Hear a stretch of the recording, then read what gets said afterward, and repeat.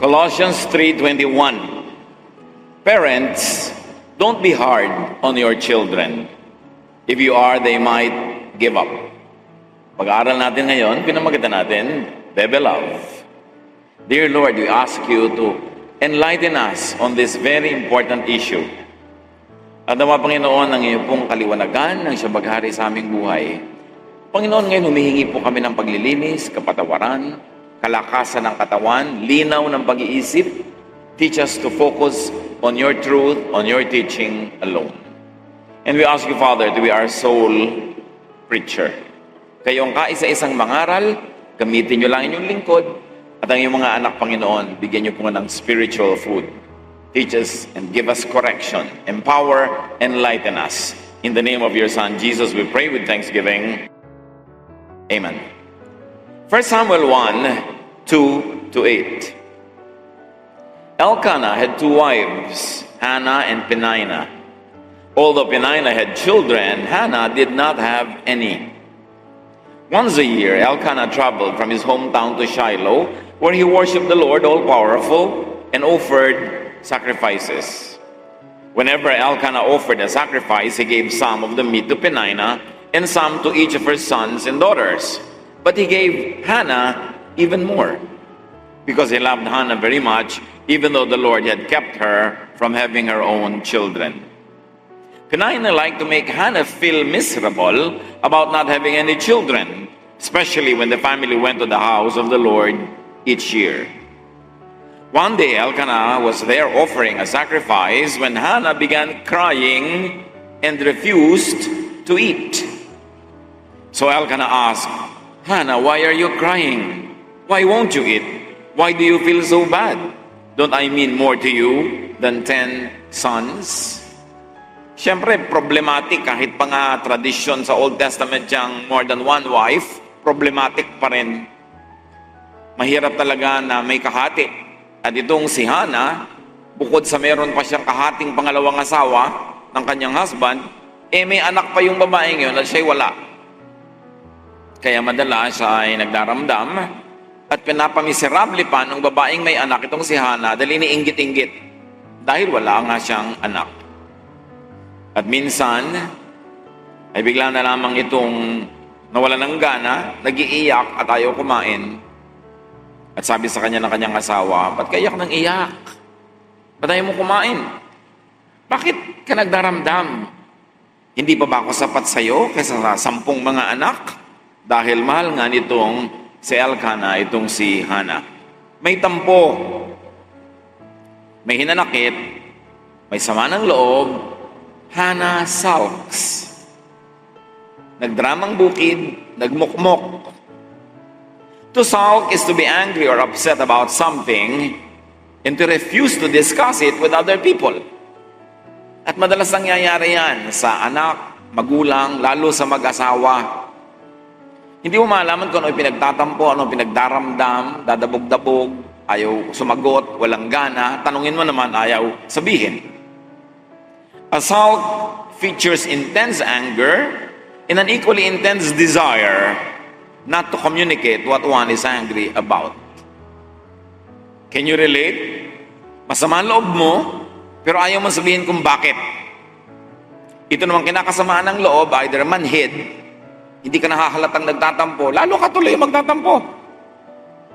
At kung tanungin ka naman kung ano yon, sagot may wala. Ayaw mo naman sabihin. Ano ba ang ugat ng sulking o pagtatampuriring, pagpapadramang bukid, pagmumukmok, ugat ng pagtatampo at paghinanakit, ano ba ang talagang ugat ng pabebe? Mga pabebe-bebe dyan, hindi mo maintindihan kung ano ang gusto. Well, the one who loves expects to be loved and parented and treated as a child, as an infant, as an offspring, kahit pa nga ang tanda-tanda na niya. Kaya nga pabebe ang tawag hindi na bebe. Bebe ang kalabaw na, pero pabebe pa. Dahil ang isang taong nagmamahal, inaasahan niya na siya'y mamahalin din at mamahalin siya nung kanyang object of love na as if yung object of love niya ay kanyang magulang. Na itatrato siyang bata, sinusuyo-suyo, pinapakiramdaman, inaala-alagaan. Because this is man's most primordial, primitive, and natural longing. Mahalin ng magulang. From birth, from the fall of man, from being separated from God, people suffer from separation anxiety.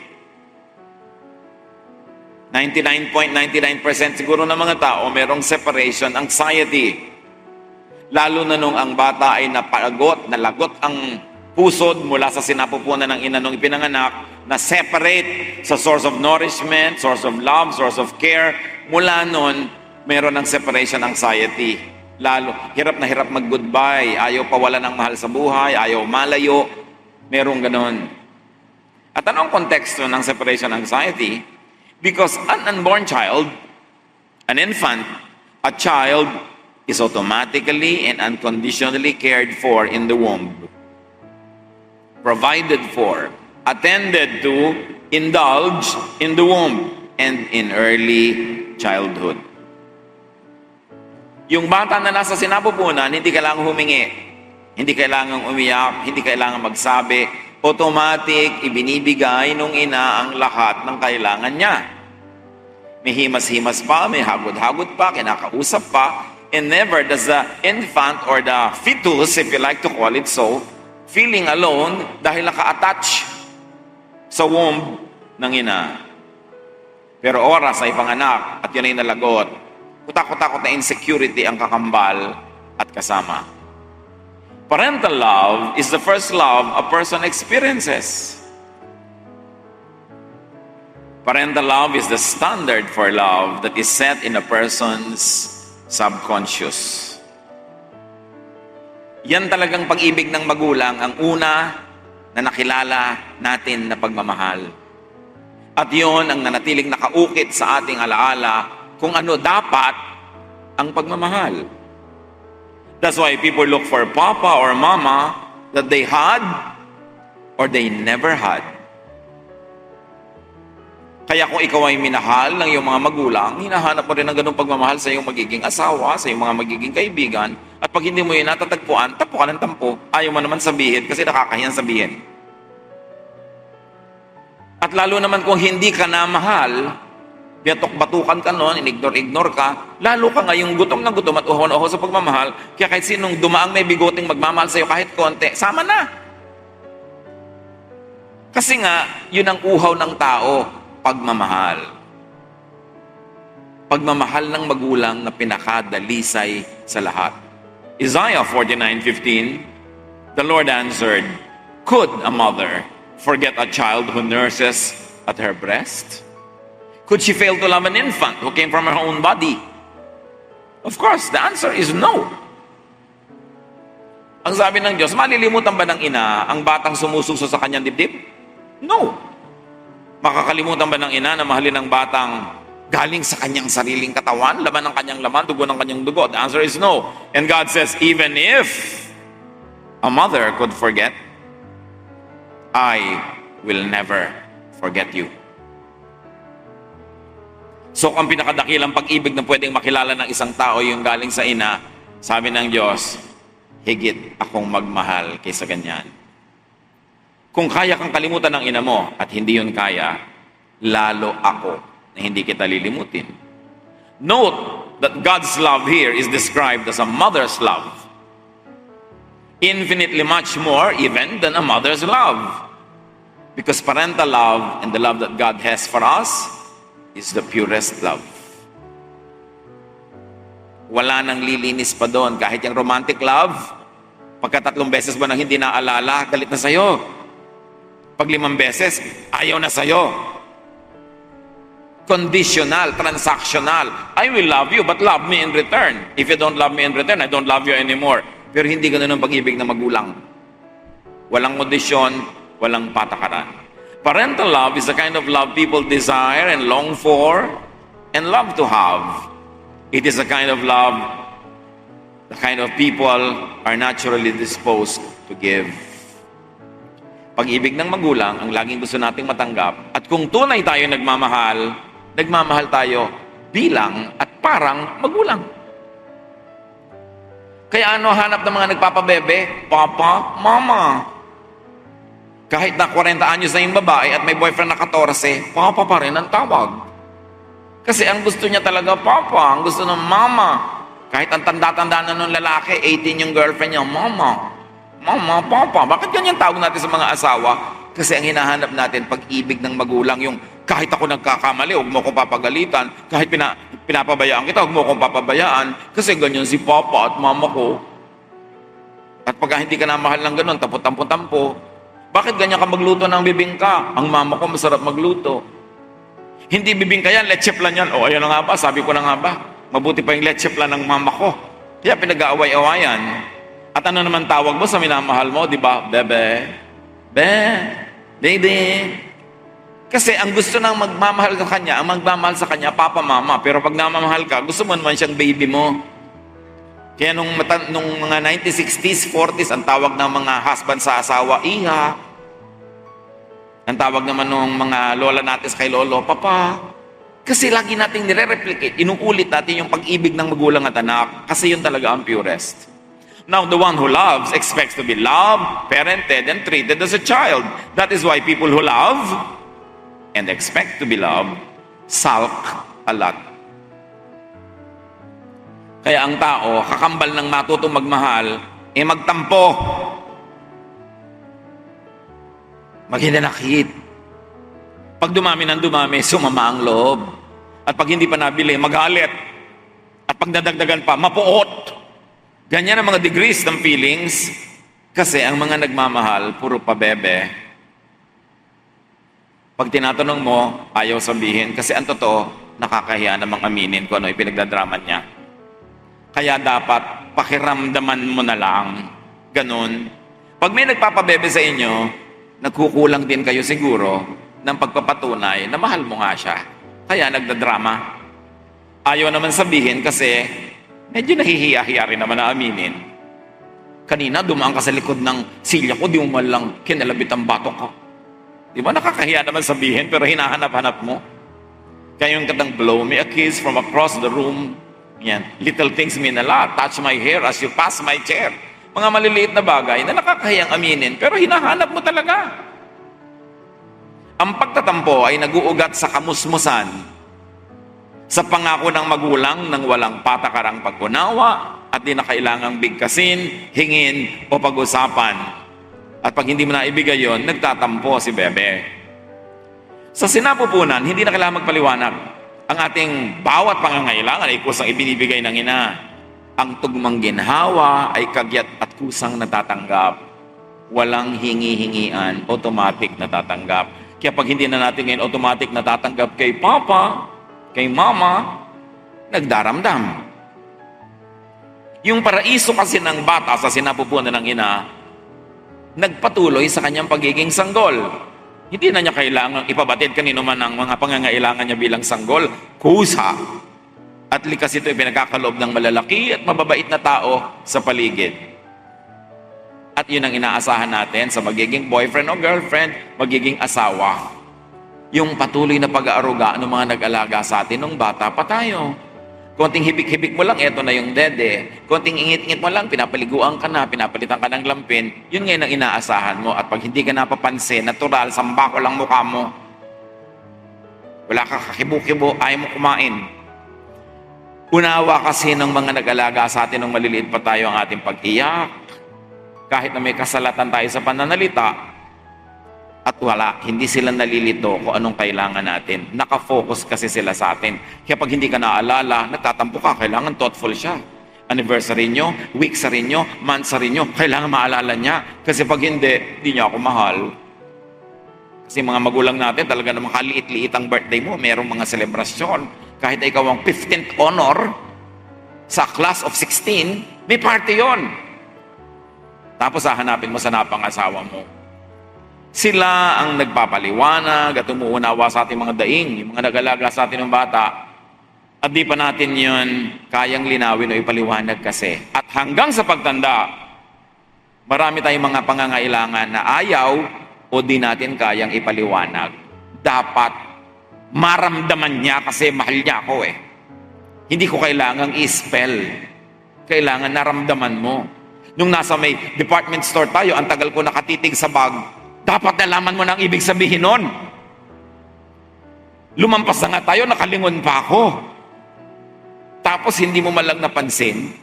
Kaya naman sa ating pakikipagkapwa, sa pakikipagmabutihan at pakikipag-ibigan, sa kabila ng ating natutunan, nakasanayang pagsasalitan at pagpapaliwanag, minamabuti pa rin natin manahimik.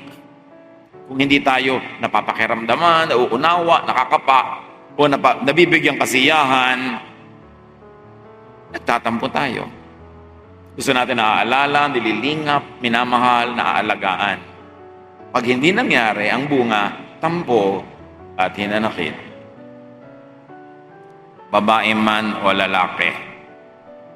Less lang mag-express yung lalaki, pero naghahanap din yun. Ang tawag nga sa'yo, mami eh. Diba? Mami, nasa na medyas ko? Mami, kakain ako. Sabi naman ni mami, hindi ko dala ang kaldero sa kusina, sa kwarto. Sa kusina yon. Hinahanap-hanap natin sa taong inaasahang nagmamahal na matalas ang kanyang pakiramdam. Hindi yung matapos ang mag-asawa na magkaroon ng private moment, yung isa masama loob na kasi mangot magdamag kasi hindi siya masaya. Sasabihin ba niya yon? Of course not. Pero bukas malamig ang kape mo, tutong ang breakfast mo, at pag may hiningi ka pang iba, hagis-hagis sa'yo yung medyas. Kasi hindi man mabigkas na hindi siya lumigaya. Binibigkas ba yon? Pinapakiramdaman yon. Kaya maraming problema ang nagmamahalan. At kung tayo ay mabigong mapansin, maalala, maalagaan, tampo at hinanakit, pabebe. That is why one of the most common and most puzzling phenomena between lovers is sulking, tampuhan, drama. Kitang-kita mo kahit nasa fast foods, may drama ang babae. Ang dalang-dalang sumubo. Ang tagal-tagal tumusok ng hotdog. Walang sigla-sigla, may drama. Because an unborn child, an infant, a child, receives all the love, all the care, all the attention, automatically, naturally, without asking for it. At yun ang nakaukit sa ating gunita. At gusto nating i-replay ng i-replay ng i-replay. O ayan, malapit na akong umiyak. O ayan, mapapaiyak na ako. Hindi mo pa ako binibigyan ng kailangan ko. O ayan, nagngangal-ngal na ako. Ayan, nalunod na ako sa baha ng luha ko. Di mo pa rin ako pinapansin. Galit na yun. Now, mga kapatid, imagine an unwanted fetus. Ina-abort-abort, inilalaglag-laglag. Inuumpog-umpog ng nanay niya sa pader yung tiyan para malaglag ang bata. Can you imagine ang psychological impact nun sa fetus? Yung minahal na nga ng minahal habang ipinagbubuntis, hingi pa rin namang hingi ng pagmamahal eh. Eh yung pang inilalaglag-laglag. Ang laki ng kulang nun. At kung yun ang natapat sa inyo na napangasawa nyo, sobrang demanding, sobrang selosa, sobrang makahingi, baka inilalaglag-laglag noon. Unawain nyo na lang. Sabihin mo, inilalaglag ka ba ng nanay mo noon? Bakit ganyan? Kakapit to ko. No? Kasi siyempre, kailang kapit to ko ka, inilalaglag ka na, kailang kumapit ka sobra. Bantay-bantay ka, nakagdando ka lagi, baka ka mawala eh. Kaya mga tao, may pinanggagalingan kung bakit sila ganon, dapat maunawa. Inilalaglag na nga, nabuhay pa. So, ano ngayon ang kailangan niyan? Ano ngayon ang hinahanap niya sa buong buhay? O kaya yung hindi naman nilaglag, pero hindi naman minahal ng bata, naglalangoy sa kanal, walang pumapansin, daplis-daplis ng mga jeepney sa paglalaro sa kalsada, walang nagalaga, dinapuan na ng lamok, langaw, elepante, wala pa rin pumansin. Can you imagine kung ano ang demands niyan sa kanyang mamamahal sa buhay at mga mahal sa kanya? Kaya dapat malalim ang paghuhugutan mo ng pangunawa pag ang asawa mo pa bebe. Kasi baka hindi na bebe nung araw pa. Baka 3 years old pa lang, pinagtitinda na ng mga kakanin. Hindi na mahal. Pagka may sugat, kusa na lang gumagaling, nagkalangib-langib na, wala nagmahal. Eto ka ngayon, minahal mo siya. Sa'yo niya ngayon hahanapin ang lahat-lahat. At dahil mahal mo siya, ibigin mo siya para sa lahat ng hindi umibig sa kanya. Alam niyo yon, mahalin mo ako para sa lahat ng hindi nagmahal sa akin. Pero malaki-laking bayarin yan, ano? Pero kung mahal mo siya, gagawin mo yon. Kasi mas hindi siya minahal ng bata, mas pabebe. mas maramdamin, mas matampuhin. The one who loves, the one who parents you, is supposed to know what you need and want, supposed to give you what you want and need without being asked. This is true in material, emotional, and even sexual needs and wants between couples. Kailangan, wala nang tanungan pa, makiramdam ka. Do not presume that the customer is contented. Kailangan meron kang customer and marketing research para maganda ang approach mo sa buhay. The sulker gravely needs the other person to understand and yet remains strongly committed to doing nothing to help him or her to do so. Yun ang hiwaga ng pagmamaktol. Kung gagano nagmamaktol, ganun din naman ayaw sabihin kung bakit. Kaya kailangan mo makiramdam. Bakit ayaw sabihin? Because verbalizing, explaining, and demanding the need and want trivializes and vulgarizes it. Sasabihin pa, yun lang pala. Ang liit-liit na bagay pinagtampo mo, mamaliitin. Kaya mahirap sabihin kasi mukhang maliit. Pero walang maliit sa taong nagmamahal o naghahanap ng pagmamahal. Kaya nga, little things mean a lot. Verbalizing it removes its wonder. Nawawala ang hiwaga at kababalaghan pag binibigkas ang mga pangangailangan natin. Kailangan na lang kusang ipinagkakaloob. Verbalizing exposes the childlikeness of the one who wants it. That's why it is a difficult task to tell people what you really want. Sa Western culture, kasi culture of frankness, sanay sila dyan. Pero sa atin, hindi. Kaya kailangan ng mas higit na pakikiramdam at pangunawa. Sa tingin ng lumaki sa ganitong kultura, if the other requires an explanation, he or she is clearly not worthy of one, and he or she clearly is not worthy of love. Kung kailangan kong ipaliwanag sa iyo, bawat kailangan ko sa iyo, hindi mo ako mahal o hindi kita dapat mahalin. That is the unsaid. Kasi mahal mo ko dapat, nararamdaman mo yan. Kaya madalas ang nagmamahal o naghahanap ng pagmamahal ay pabebe. Sign yun na merong dapat gawin yung isa. Kaya magulang yun o kapatid or employer. Hindi lang sa mga mag-asawa yung mga pabebe. May mga employee din na pabebe. Bakit ito? Sobrang ipagdaldakan na yung computer. Yung pala, ang tagal-tagal lang, hindi nabibigyan ng raise. Dinadaan sa dabog-dabog. Akala niya kasi magulang niya yung boss. Mga patampu-tampu, tamlay-tamlay.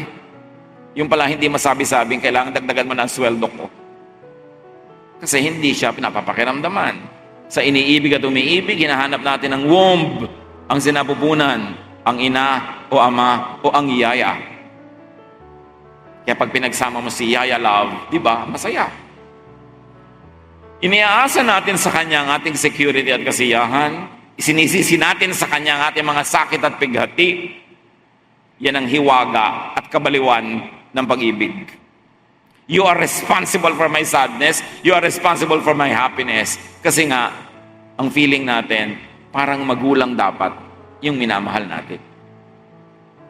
When you love the one sulking, it is a privilege to be the object of a sulk. Nakakatuwa at nakakakiliti na object ka ng tampo o drama kung mahal mo yung nagtatampo. Kaya pag nagtatampo kayo, malalaman nyo kung mahal kayo.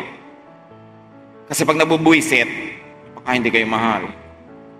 Kasi kung mahal kayo, natatawa lang, hindi ka pinapatulan. Baby ko naman, halika na, huwag ka na magtampo. Pero kung tinula ka sa bintana, alam mo na, huwag ka na magtampo dahil wa-effect. Alam niya yung tampo, may effect lang sa nagmamahal sa'yo. Pag hindi ka mahal, naiinis lang lalo sa'yo, kaya tigilan mo ang pagtatampo. Humanap ka na ibang paraan para yung kailangan mo ay mapa sa'yo. Ibig sabihin, itinuturing ng nagtatampo ang pinagtatampuhan na nagmamahal, nakakaunawa, kaya nagtatampo siya. Kaya privilege yan eh. Uy, nagtatampo ka sa akin, mahal mo ko. Kaya mga ibang hindi pa nagkakaligawan, wala pang official usapan, may nagtatampo na sa'yo, uy, nagtatampo ka, kasi selos ka na, kahit wala pa tayong usapan, alam na niya na may pagtingin ka sa kanya. Kasi hindi ka naman magtatampo sa hindi mo mahal. Alam mo, magtampo ka doon sa dumadaan dahil natapakan ka. Hindi ka nagtatampo doon, nagagalit ka. Di ba? Na hindi naman dapat mangyari. Pag pinagtatampuhan ka, mahal ka. Kaya mga husband, nagtatampo sa inyo si Mrs., mahal lang kasi kayo. Balikan nyo na yung bag na nililingon-lingon para mawala na ang tampo. We would easily and ideally remain able to laugh in the gentlest way when we are made a special target of a sulker's fury. Kung mahal natin siya. Kung mahal mo ang nagtatampo, ang drama ay nakakaaliw. Nakakapagdulot ng lihim na tuwa. Dahil alam mo, uy, nagtatampo, mahal niya ako. Pero pag di mo mahal o di mo na mahal ang nagtatampo, nakayaya mo at ang ganyang mga drama. Ang tago at di maipaliwanag na mensahe ng nagtatampo ay ito: baby mo ako at kailangan kita bilang papa at mama. Nasan ka? Yun lang yun. Kaya kailangang magpakiramdaman, mahulaan, malaman kung ano ang ipinagdaramdam ng minamahal mo.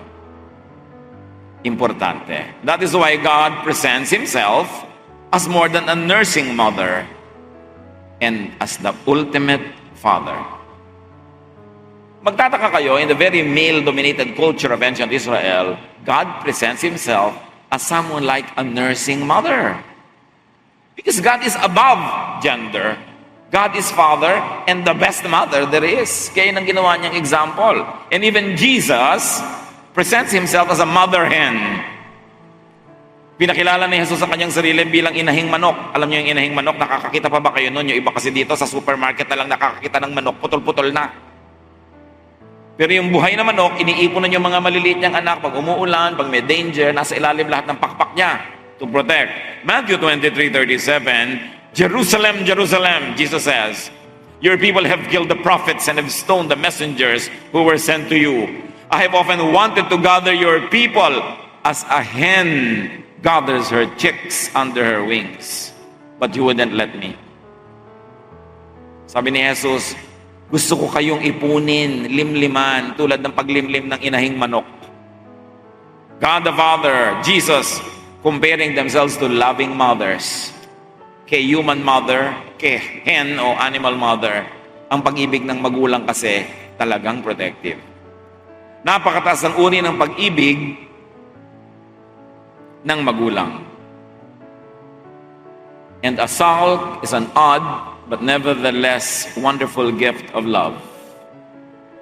Pag pinagtatampuhan kayo, mahal lang kasi kayo, huwag kayo mainis. Lalo't asawa niyo naman yung nagtatampo. Lalo't anak niyo, lalo't magulang niyo.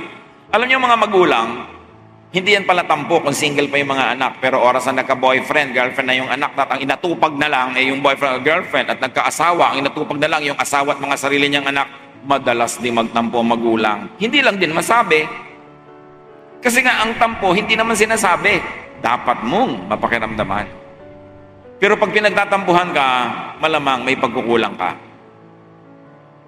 Mahal ka, kaya ka pinagtatampuhan, pinagtatampugan, at dinaramdaman.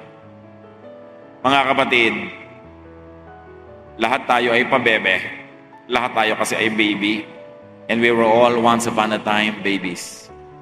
And we never outgrow that. Unawain nyo ang mga taong nasa inyong paligid, lalo yung mga minamahal nyo, dahil we never outgrow our need for parental love. So magpabebe, pero balansehin. Dapat balance. Dapat ang lahat. Hindi mo excuse na, syempre nagpapabebe ako sa'yo dahil once upon a time I was a baby. Pero dapat din tayo mag-mature because love is not self-seeking. Hindi ko mo, mahal mo siya at mahal ka niya, ikaw na lang lagi magpapabebe. Dapat ikaw naman kumisan yung parent, ikaw yung nagmamahal, ikaw yung umuunawa. Give and take, bigayan. Si papa, si mama ay baby at pa-baby rin. Panahon ang pangangailangan ng tao. Kaya sa panahon ikaw ang mas malakas, ikaw muna yung papa, ikaw yung mama, siya muna yung baby. Sa ibang panahon na siya yung malakas at mahina ka, di ikaw naman yung baby, siya naman yung papa at mama. Bigayan. For everything there is season and a time for every matter under heaven. Ecclesiastes 3:1, everything on earth has its own time and its season. Makiramdam, magbigayan, magmahalan. Don't waste precious time on earth being angry. Magmahalan and love generously, love fabulously, love to the max. Because we have only one chance to love. And when we are no longer on the face of the earth, we will no longer have that same opportunity. 1 Corinthians 13, 4-11. Love is kind and patient, never proud or rude. Love isn't selfish or quick-tempered. Love is always supportive. When we were children, we thought and reasoned as children do. But when we grew up, we quit our childish ways. So dapat binabawasan din, miniminize ang pagpapabebe. Kasi mahirap din at mabigat dalhin kung ang daming pabebe sa paligid. Nakaka-stress din yan. So mahalin din naman natin yung mga nagmamahal sa atin. Minimize pagpapabebe. Whenever you can, be on the giving rather on the receiving side of love. 1 Corinthians 13:5, love isn't selfish. And then maximize ang pagpapakapapa or mama. Hindi lang sa romantic partner, kahit kaninong kapwa-tao. Magmahalan sa isa't isa. At sabi sa Ephesians 5:25, a husband should love his wife as much as Christ loved the church and gave his life for it, as much as Christ described himself as a mother hen, as much as God the Father described himself as a nursing mother and more, lahat tayo maging ganun sa ating mga minamahal. Hindi lang husband, wife din, parents din, children din, friends, employers, lahat tayo may pananagutang magmahal sa isa't isa. John 13:34, but I am giving you a new command. You must love each other just as I have loved you. Magandang mission every day, especially kung kayo malakas at hindi yung siyang nangangailangan ng tulong, ang mission mo, sino kaya ang bebabyhin ko ngayong araw na to? Please lang, huwag yung sekretary nyo sa office. Ano? Huwag si kumare, unahin nyo si wife o asawa, mga magulang, kapatid, yun ang babyhin. Magandang mission yon because Jesus has only one command and that is to love one another. To love, yung mambebe ka, is doing the work of the Lord. Dear God, we thank you that there is love. And we thank you that even in the stories in the Bible and in the verses in the Bible, we can understand the ones who love us and the ones we love. Teach us to be more loving. Teach us, Lord, to give your love like a parent to people around, especially sa mga mag-asawa. Nawa, Panginoon, ang pag-ibig mo lalong tumingkad, gumanda, kung nagkakaunawaan ng bawat miyembro ng pamilya. Mga kapatid, pangbebe kayo at bebe tayo lahat ng Diyos. God bless you.